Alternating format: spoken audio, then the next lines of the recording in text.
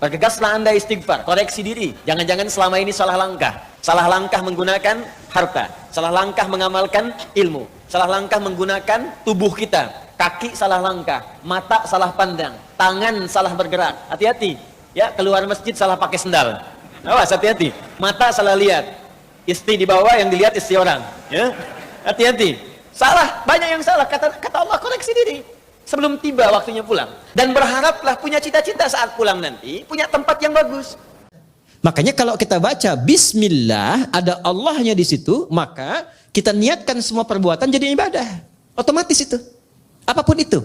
Naik kendaraan, makan, minum, kerja. Bismillah, sepanjang nama Allah disertakan, jadi ibadah. Ini jangan dipahami ibadah itu aspeknya ritual saja. Tidak. Semua kegiatan itu ibadah. Wa ma khalaqtul jinna wal insa illa ya'budun. Adz-Dzariyat ayat 56. Tidaklah aku ciptakan semua jin dan manusia kecuali menjadikan semua aktivitasnya ibadah. Nah, dalam ibadah itu rasakan ketuhanan Allah. Niatkan untuk Allah. Niatkan lillah. Itu yang dimaksud ikhlas. Maka di surat Ikhlas dibuka dengan kata Allah, Qul huwallahu, tujukan lillah. Kalau sudah ditujukan karena Allah, pertama memberikan ketenangan pada jiwa. Kedua, nggak ada kecewa. Tidak ada orang hidup yang tidak punya masalah. Quran surah 2 ayat 155.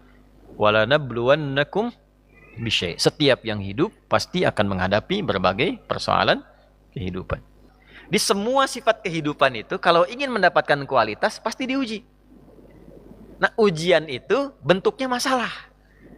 Itu poinnya. Jadi kalau kita sedang mendapatkan masalah, sedang mendapatkan ujian, ini pokok pentingnya.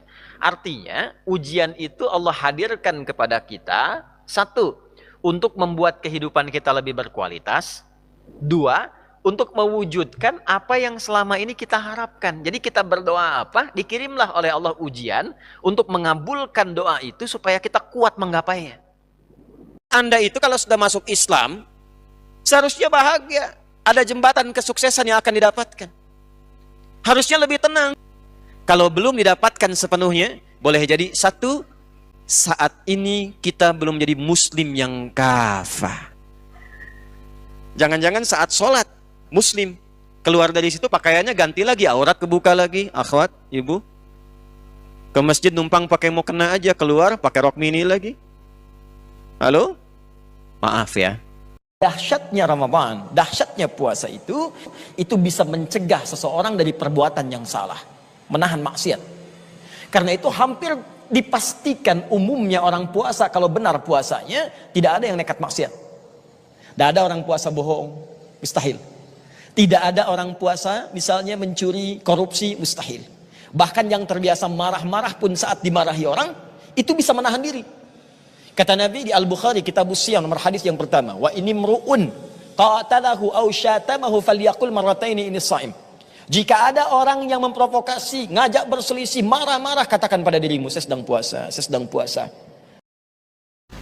Tercorenglah, ternodaklah seorang muslim itu.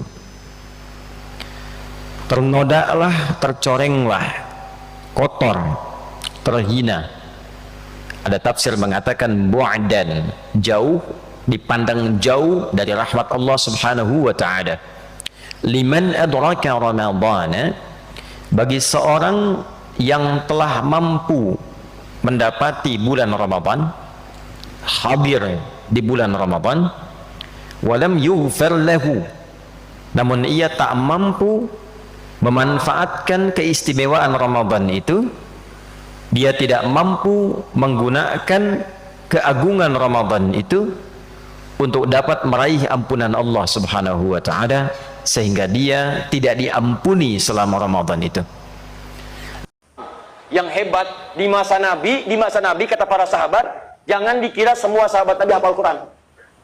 Ada di antara mereka yang cuma hafal satu surah, dua surah. Surah yang dihafal itu Al-Baqarah, Ali Imran, seterusnya. Bisa.